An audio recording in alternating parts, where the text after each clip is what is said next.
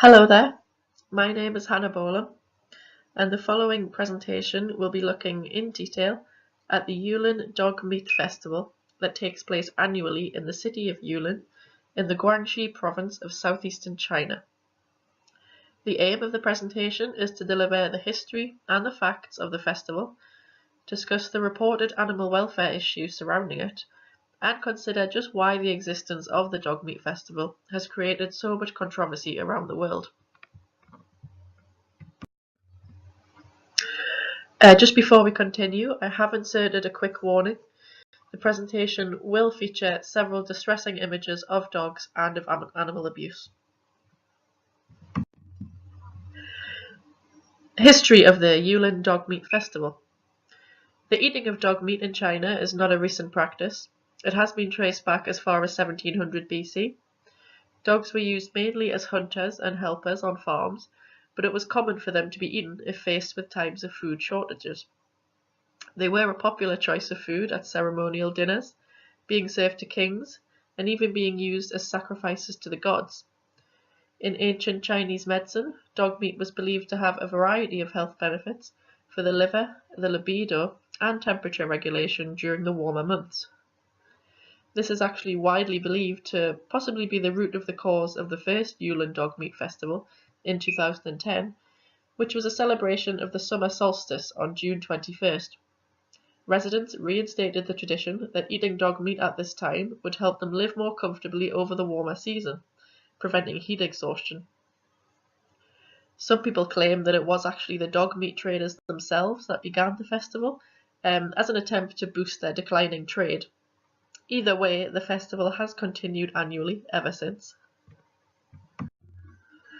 Some facts of the Yulin Dog Meat Festival.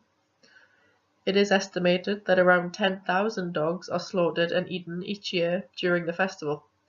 Over the course of 10 days, dead dogs are bought and sold in the markets, raw and cooked, as whole carcasses, or served up prepared in hot pots and stews with rice and vegetables. Cooked whole dogs can be seen strung up on stalls and in restaurants, as you can see in the picture on the bottom right.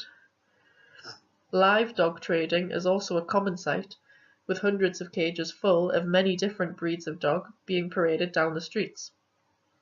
The killing and butchering process is often carried out right in the middle of the street, in full view of the festival goers and local residents. Since the conception of the Yulin Dog Meat Festival, it has garnered much media coverage across the world. The Western world has had the strongest reaction, where dogs are viewed as companion animals only, and it is pretty unthinkable to consider them as food in that part of the world. In the UK and the US, dogs are the most popular household pet overall, seen as man's best friend. The idea of then killing and eating them, or indeed a species that is held in such high regard, is seen as abhorrent, really. The table you're looking at now is the US pet ownership statistics, showing dogs as the most popular pet in the US. The top row, as you can see, percentage of households owning dogs is 36.5%. With cats coming in second at 30.4%, so a clear winner. This is a table from the UK showing the ranking of leading pets in UK households. Once again, dogs at the top there, coming in first at 24%, with cats at 17%, so a clear winner in both areas there. Besides the Western cultural view of dogs, there are other reasons that the festival has been cast into such disregard, which we will look at now. Concerns over the welfare of the dogs is the most important aspect that is brought up. Dogs can be seen crammed tightly into cages, beaten and killed savagely, such as boiling them alive. En route to the festival, they are often transported for days with no food or water. It has been reported that some restaurant owners claim that torture is necessary for providing the tastiest adrenaline-soaked meat. Some photographs from the festival have shown both dead and alive dogs in the midst of trading, still wearing collars, suggesting that many of these condemned animals could actually be stolen family pets. Rabies is a big problem surrounding the Yulin Dog Meat Festival. In China, less than 10% of dogs are actually vaccinated against rabies. The squalid conditions that the dogs are kept and transported in make it very easy for them to become sick and injured, and therefore the disease easily spreads. Infected dogs can experience fevers, paralysis, seizures, the inability to coordinate, and the frothing of the mouth, just to name a few.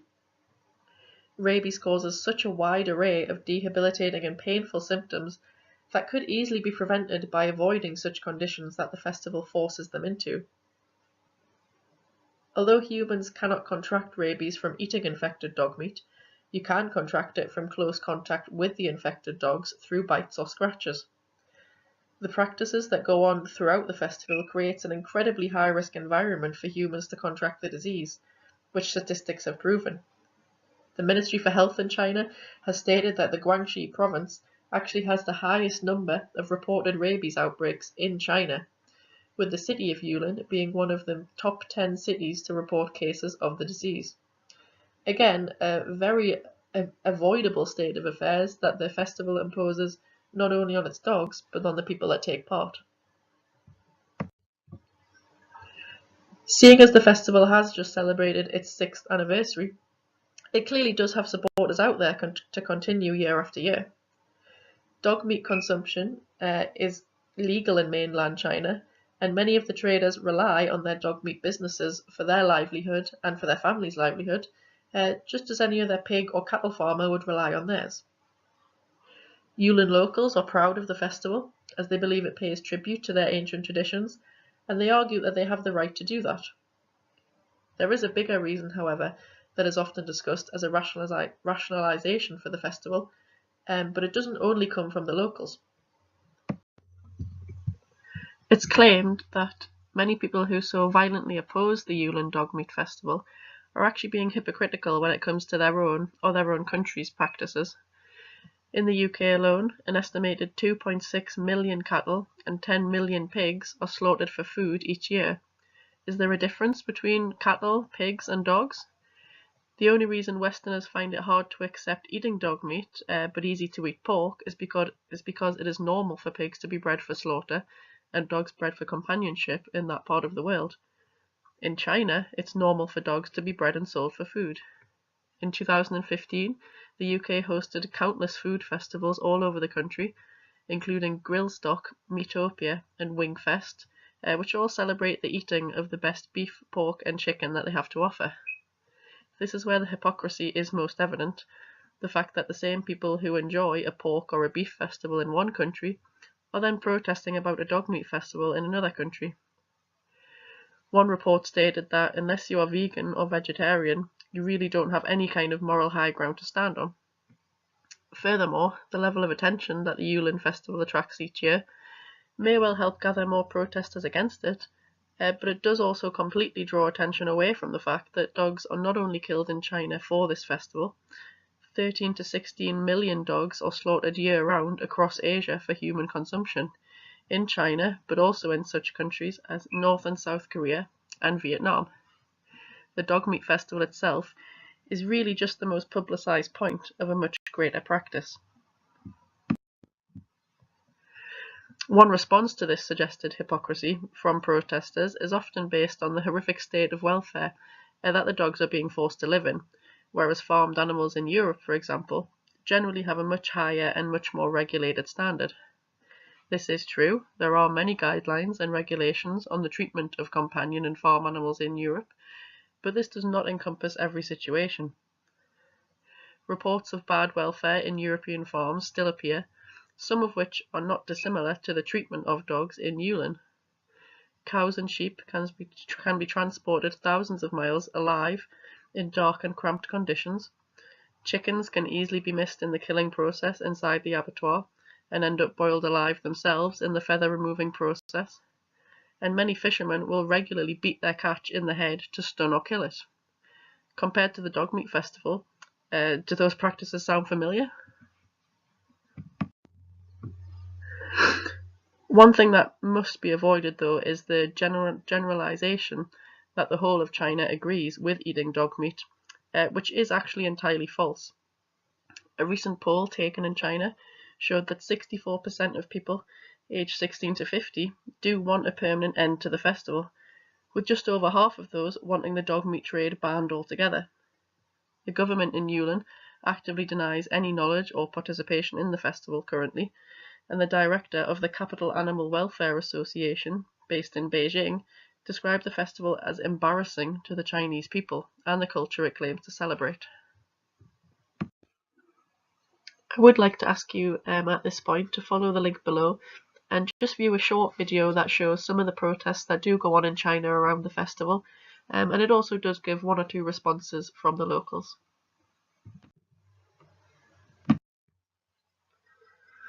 Looking at the festival over the course of its 6-year run so far, there are signs that it may well now be in decline. Obviously, the level of media attention has helped greatly. Alongside the poll taken in China that we discussed before, a worldwide petition has just garnered 11 million signatures to end the Yulin Dog Meat Festival this year, which was reported in several places as possibly being one of the biggest petitions in history against a single cause. One campaign of note is the Stop Yulin Forever Foundation, which aims to not only shut down Yulin Festival, but hopefully put an end to the dog meat trade in Asia altogether. This has caught the attention of many well-known celebrities such as Sharon and Kelly Osbourne, comedian Ricky Gervais, and Leona Lewis, to name a few. However, the credit cannot all go to the outsider campaigns. Changing attitudes within the Chinese people themselves seem to be having an effect on the dog meat industry. Younger generations who are more well-informed and better educated are becoming increasingly aware of animal rights. One article reported that in an interview with children whose parents are involved in the festival, the children were actually very ashamed of their parents' profession and wanted answers as to why they were carrying out such horrendous acts. Even those same parents in question said that they did not want their children to follow in their footsteps. Dog meat sales did go down 60% from the 2013 to the 2014 festival, and many dog meat specialty restaurants have since closed down. In conclusion, the response that the Western world has had to the Yulin Dog Meat Festival is certainly not surprising. We do tend to treat our dogs like our own children and other pets, whereas in China their culture is staggeringly, but at the same time just very simply different. I do believe that the festival should be put to an end, but at the same time it simply just joins a list of countless cases of animal welfare infringements all over the world. If we can reach the goal of crossing this one off the list, however, it is one more step to achieving, hopefully, better welfare all across the world. I have provided a link to a Vice documentary here entitled Dining on Dogs in Yulin. I would recommend watching, although it isn't easy watching, but it provides a very honest eyewitness account of a Westerner experiencing the Yulin Dog Meat Festival for the first time, so feel free to watch that in your own time. My name's been Hannah Bolan, and thank you very much for listening to my presentation.